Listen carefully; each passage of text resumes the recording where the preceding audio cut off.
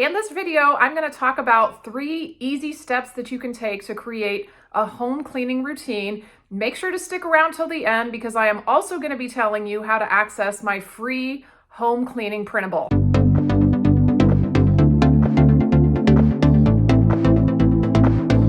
I'm going to talk about 3 steps to creating a home cleaning routine, starting with step 1, which is basically just trying to break the process down. I know how overwhelming it is to try to create a consistent cleaning routine when you've got a busy home, you've got lots of dogs, pets, kids, husbands, in-laws, running all around your house all the time and trying to keep everything organized, figuring out what to do and when. First step is to come up with a basic plan. So the first thing, and I'm going to break that process down for you. And I've actually got, kind of to illustrate what I'm talking about, I made a cleaning schedule template. And so I'm going to be referring to this throughout this video. So the first thing you want to do that I would recommend is just figuring out, here it says daily tasks. So what are those absolute have to do on a daily basis for you? And this is going to look different for everybody. For me personally, I'll give you an example. I have to have beds made. I don't know. My husband's always like, why are you making the bed? We're just going to unmake it at the end of the day. And I'm just like, I don't even, what is that logic? It's like, yeah, we don't have to do anything. We could just not clean our house at all. And I don't get it. So I just ignore him and I make our bed every single day. It just gives me kind of some sense of accomplishment, even if it's small. I also make my kids make their beds. My son, he's a little bit young still, he's 7, so I'll help him make his bed, but my daughter makes her bed. And it just, I don't know, it just something about the beds. Another daily thing for me that I've found that I have to have is my kitchen needs to be clean. My kids will destroy the living room. They will, get all their toys all over the place. That's okay. I've just kind of learned to live with that. But my kitchen, the sink, I can't have dirty dishes in the sink. It just causes me stress for some reason. I don't like having dishes on the counter. I don't like a bunch of crumbs and all this stuff all around my counter. So if I have my kitchen clean, the beds are made, most of the stuff is picked up off my kids' floors in their rooms.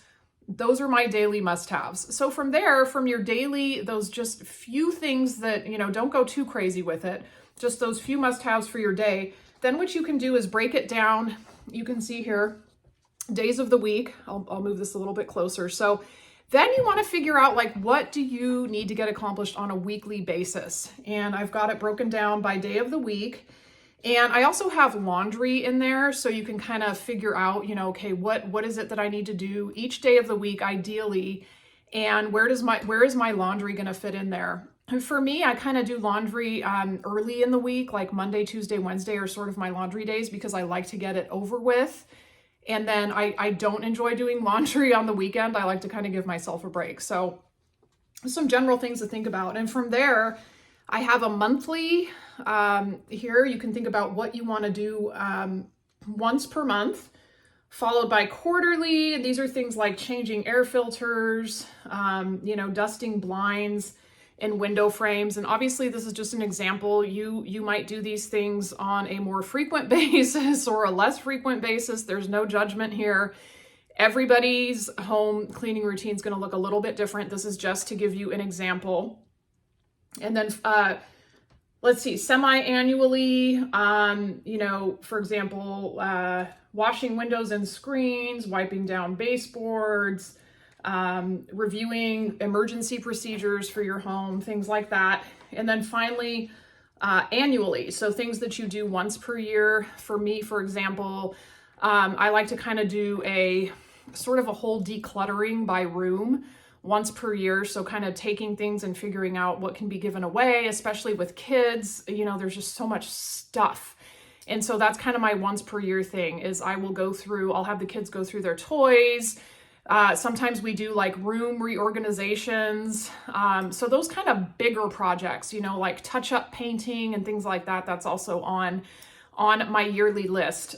If you want to grab this, I will share this with you for free, my cleaning schedule.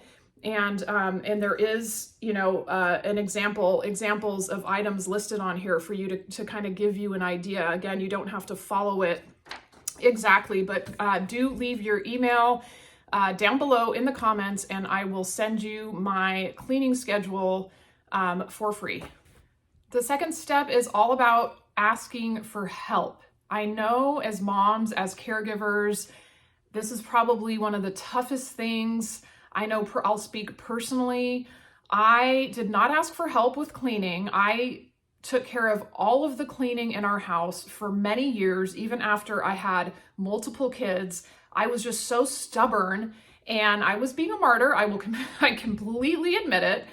But it took me having a really bad injury. I actually tore a ligament in my foot, and I literally could not walk. I was on crutches for like 2 months. I couldn't walk, and I finally had to admit that I needed some help. And so what I did was I hired a cleaning person to come in every couple weeks, and she kind of does the really deep cleaning. Like for example, something that I can't stand cleaning are the showers and the tubs. That kind of really nitty gritty cleaning, like dusting every single thing, dusting the ceiling fans, things like that. And so I hired somebody, and after I hired her, I realized like how much I was trying to do on my own. And it was so nuts, you guys. Like it was just stupid. And because I was so stubborn, and I was like, no, I can do it.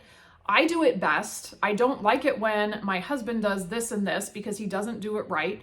And I look back on that logic and I realize how crazy that logic is. And so my best advice is ask for help. If you might not be able to afford a cleaning person, maybe you just have somebody come in once or twice a year to do a really deep clean, or maybe once a month.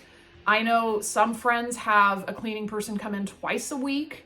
I know every single family is in a different situation financially. So do whatever works for you, but you can also ask for more help from your spouse.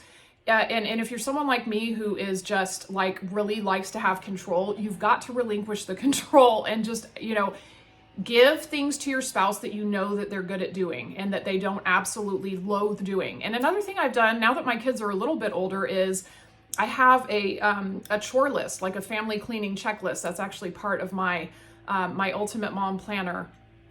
And I use the family cleaning checklist to list out what each member of the family is supposed to do on each day of the week. And so the kids know, I set expectations. My daughter knows she has to dust once a week. My son knows that he has to vacuum and mop. And then every day they have to help me clean up dinner. So one of them is clearing the table. The other one is either washing the dishes or drying. And those are all huge steps for me, for someone who's like a total control freak. But it has made such a big difference in just, taking a little bit of the load off my shoulders. And so I just really recommend, just brainstorm at first. Get out a piece of paper and just list out the things that you think you can delegate, either to other members of your family, or if you're able to hire a cleaning person. My third and final tip for creating a home cleaning routine is just to try to be consistent. This part I think is the toughest for me, because it's like I'll find this new plan, or I'll come up with a new plan and I'll do it, and I'll be super, super into it at first, and then it'll just sort of go by the wayside. So consistency is best when it comes, at least I found, for myself, as well as all of my mom friends, moms who use some kind of plan or routine on a consistent basis have seen the best results. So for me, just having, like, for example, my family cleaning checklist out, that that my kids and my husband know what's expected of them. I know what everybody is supposed to be doing.